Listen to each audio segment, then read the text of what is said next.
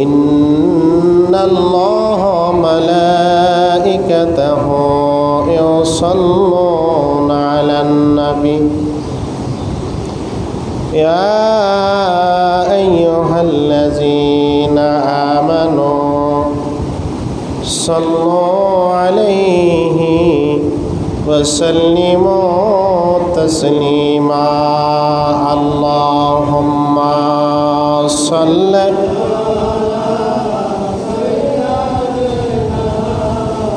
মাওলানা মুহাম্মাদ ওয়া আলা আলি মাওলানা নবী তোমাকে পাইল যারা ধন্য তারা জীবনে হয় নাই তাদের কোনো কালে হয় নাই তাদের মরণে আল্লাহুম্মা সাল্লি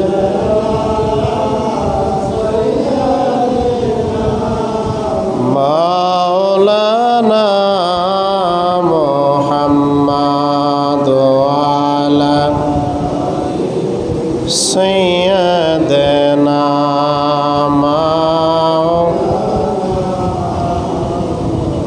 লা ইলাহা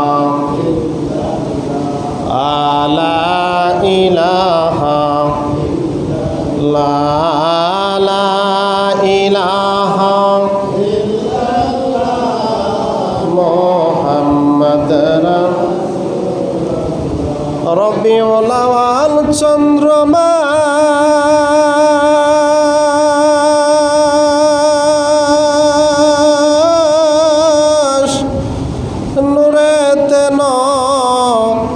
বিজি প্রকাশ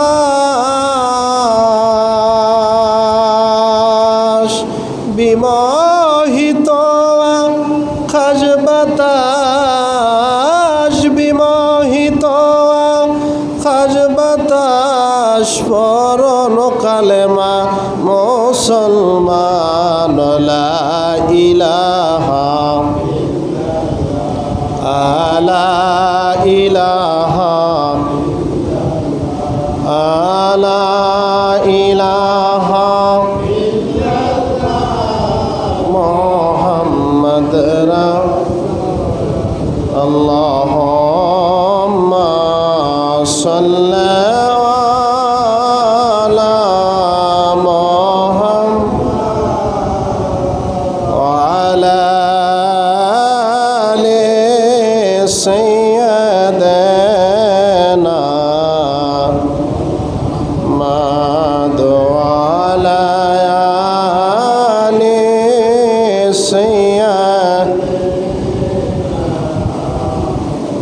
মহান আল্লাহ পাকের দরবারে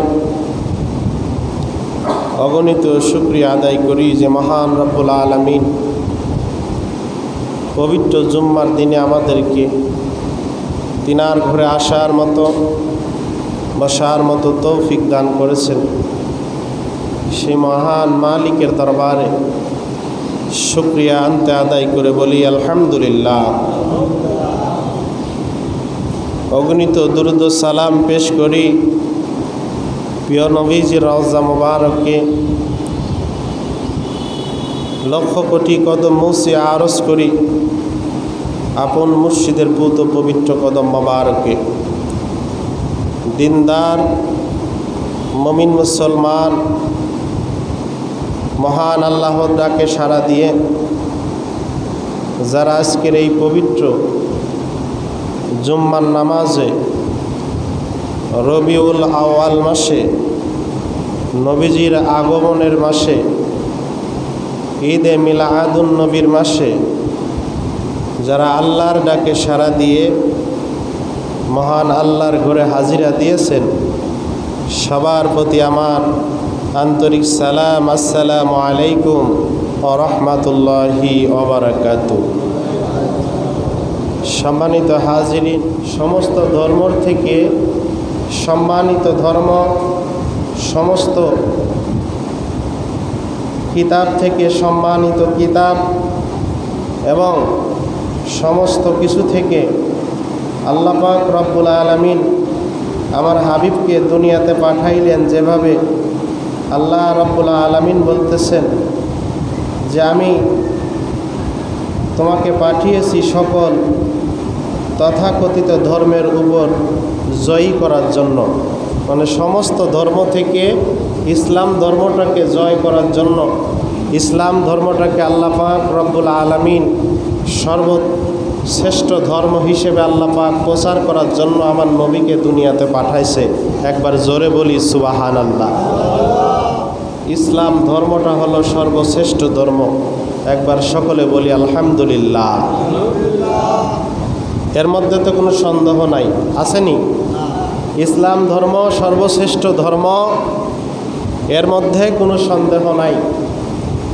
আমার আল্লাহ পাক রব্বুল আলামিন আমার আপনার নবী রহমাতুল লিল আলামিনকে পাঠিয়ে এই ইসলামটা যেভাবে শ্রেষ্ঠ ধর্ম হিসেবে প্রসার করেছেন, আমাদেরকেও উচিত আমার নবীর আদর্শ, আমার নবী এই মিলাদুন নবীতে আসছে, এই মিলাদুন নবীতে জন্মগ্রহণ করেছে, আমাদের উচিত নবীজির জন্ম হিসাবে, নবীজির আগমন হিসাবে আমাদের খুশি হওয়া, আমাদের আল্লাহর দরবারে শুকরিয়া আদায় করা। জোরে কোন কথা ঠিক কিনা?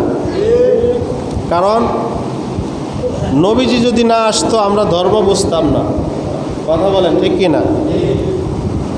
নবী আসার কারণে ধর্ম বুঝছি, নবী আসার কারণে নামাজ পাইছি, নবী আসার কারণে সর্বশ্রেষ্ঠ কিতাব পাইছি, পবিত্র আল কোরআন পাইছি। নবী আসার কারণে মানুষ মানুষকে সম্মান করবে, মানুষ মানুষকে ভালোবাসবে। নবী আসার কারণে মানুষ মানুষের প্রাধান্য দিবে। সব কিছু আমার আপনার নবীর আদর্শ থেকে আমরা শিখছি। আল্লাহর নবী যে আসার কারণে আজকে আমরা এই সুন্দর একটা পরিবেশ, আল্লাহর এই দিনের পথে চলার আল্লাহ পাক আমাদের তৌফিক দান করেছেন। এই জন্য সেই নবী পেয়ে আমরা খুশি, সেই নবী পেয়ে আমরা খুশি। বেজার হলো শয়তান। জোরে কোন ঠিক কিনা? বেজার কে?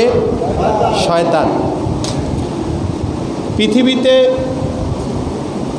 আল্লাহ পাক রব্বুল আলামিন যখন এই শয়তানটা আল্লাহ পাক তাকে যখন লানত দিল, এই ইবলিস শয়তানকে আল্লাহ পাক যখন লানত দিল, ওই সময় শয়তান বেশি কান্নাকাটি করছে, বেশি কান্নাকাটি করছে। আবার যখন এই শয়তানকে যখন আবার দুনিয়াতে পাঠাইল, এই শয়তান ওই সময় বেশি কাঁদছে আল্লাহর দরবারে। দুনিয়াতে কান্নার পরে এরপরে যখন আবার আপনার নবী রহমাতুল লিল আলামিন এই রবিউল আউয়াল মাসের 12 তারিখের সোমবার দিবাগত রাত্রে সুবে সাদিকের সময় মা আমেনার গর্ভ থেকে রহমাতুল লিল আলামিন দুনিয়াতে আসলেন। আর শয়তান কান্নাকাটি শুরু করলো। শয়তান বলল, এতদিন তো আমি তো দুনিয়াতে রাজত্ব করেছি, আজ থেকে আমার রাজত্ব শেষ। আল্লাহু আকবার কোন। ওই দিন আল্লাহর নবীজির মিলাদুন নবীর দিন, নবীজির আগমনের দিন শয়তান বেশি কান্নাকাটি করছিল। দেখা যাচ্ছে এই 1450 বছর পরে এসে আর একটা দল বের হয়েছে, যেই দল এই মিলাদুন নবী আসলে আল্লাহর নবীজির জন্ম সম্পর্কে আলোচনা করলে, আল্লাহর নবীর জন্ম সম্পর্কে মিলাদুন নবী করলে তাদের গায়ের মধ্যে আগুন ধরে যায়। জোরে কোন কথা ঠিক কিনা? কারণ তাদের গায়ের মধ্যে আগুন ধরার কারণ আছে। এই আগুনটা ধরার কারণ হলো ওই যে আল্লাহর নবীজির আগমনে শয়তান কান্নাকাটি করেছিল, শয়তানের গায়ের মধ্যে জ্বালা ধরেছিল। এই শয়তানের অনুসারী যারা এই শয়তানের অনুসারী, তারাই একমাত্র নবীজির আগমনে বেজার হয়েছে, তারাই একমাত্র নবীজির মিলাদুন্নবী সম্পর্কে, এই মিলাদুন্নবী আসলে তারা একমাত্র বেজার হয়েছে। প্রিয় হাজিরিন, এই জন্য বলি, আজকে যারা নবীর এই মিলাদ সম্পর্কে, নবীজির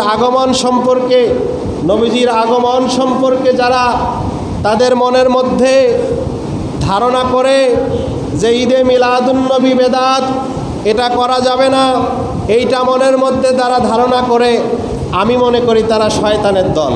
কথা কন ঠিক কিনা? তারা শয়তানের দল।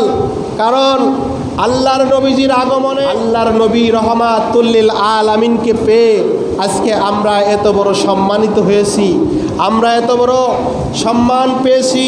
কারণ আল্লাহ রাব্বুল আলামিন ঘোষণা করছে, হাবিব আপনি আপনার উম্মতদেরকে বলে দেন, আপনার উম্মতরা যেন আমি আল্লাহ রাব্বুল আলামিনের একত্ববাদের উপর ঈমান আনে।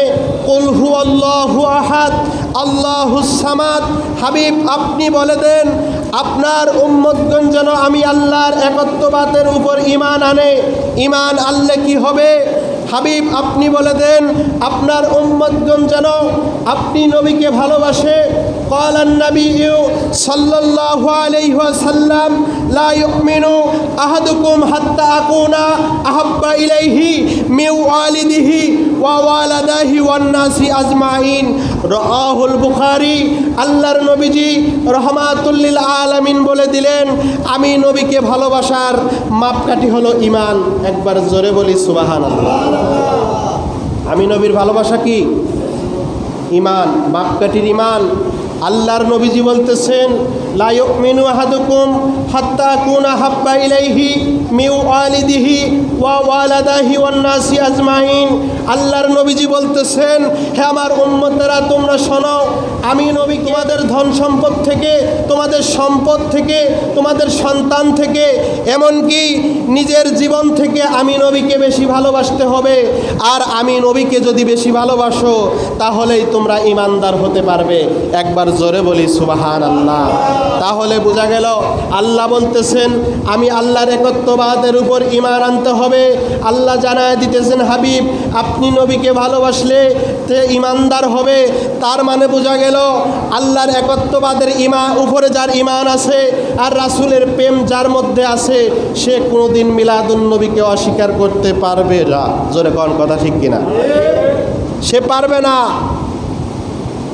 প্রিয় হাজিরিন, আল্লাহর নবী রহমাতুল লিল আলামিন এই মাসে আগমন করেছেন, শয়তান বেজার হয়েছে।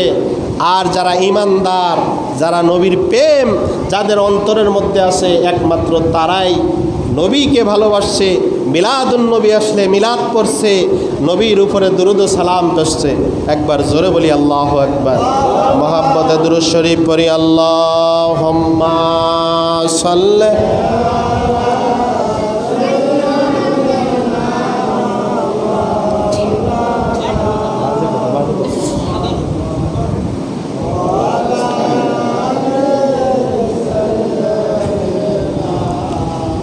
মাওলানা মুহাম্মাদ। আল্লাহুম্মা সাল্লি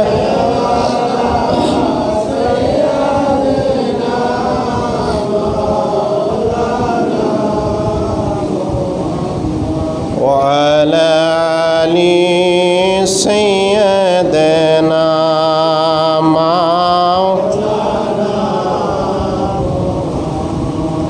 আমার দয়াল নবীর আগমনে এই ভুবন হইল উজালা। তার পরে পরেন দরদ কহে মুমিন নিরালায়। আল্লাহুম্মা সাল্লি আলা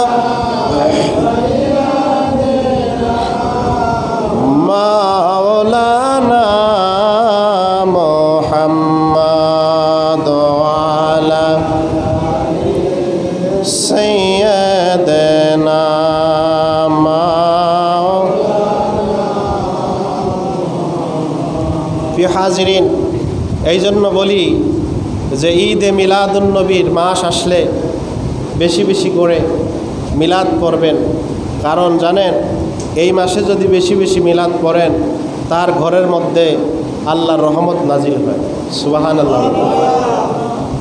কারণ রহমত নাজিল হওয়ার কারণ হলো, একটা হাদিসের মধ্যে দেখলাম আল্লাহর নবীজি বলতেছেন যে আমার উম্মতেরা, তোমরা যদি আমি নবীর উপরে একবার দুরূদ ও সালাম পেশ করো, আল্লাহ পাক রব্বুল আলামিন আমার সেই উম্মতের আমল নামায় 10টা নেকি দান করে। সুবহানাল্লাহ। কত নেকি? 10টা নেকি দান করে। এরপরে আল্লাহর নবীজি বলতেছেন যে এই 10টা নেকি দান করার পরে আল্লাহ পাক রব্বুল আলামিন তার গুনার খাতা থেকে 10টা গুনাহ কেটে দেয়। সুবহানাল্লাহ বলে। এরপরে নবীর উপরে দুরূদ পড়লে আল্লাহ পাক রব্বুল আলামিন তার সম্মান ইজ্জত আল্লাহ বাড়িয়ে দেয়। সুবহানাল্লাহ। তাহলে আমরা এই দুরূদ, নবীজির দুরূদ ও সালাম আমরা বেশি বেশি পড়ব। না পারলে যদি পারি কিছু মানুষ নিয়ে ঘরের মধ্যে পড়ব, না পারলে একা একাই ঘরের মধ্যে বেশি, এই মাসে বেশি বেশি দুরূদ পড়ব। আপনি বাড়িতে নামাজ পড়তেছেন, নামাজ শেষে আপনি একটু নবীজির দুরূদ পড়লেন, সালাম দিলেন নবীজিকে বেশি বেশি করে। এই আমলটা করবেন, তাহলে আপনার ঘরের মধ্যে আল্লাহ রহমত নাজিল করবে। আপনার ঘরের মধ্যে আল্লাহ পাক রব্বুল আলামিন বেশি বেশি করে আল্লাহর অগণিত রহমত আল্লাহ পাক নাজিল করতে থাকবে। এই জন্য আল্লাহ পাক আমাদেরকে বেশি বেশি দুরূদ পড়ার তৌফিক দান করুক। সকলে বলি আমিন। আসসালামু আলাইকুম ওয়া রাহমাতুল্লাহি ওয়া বারাকাতুহু।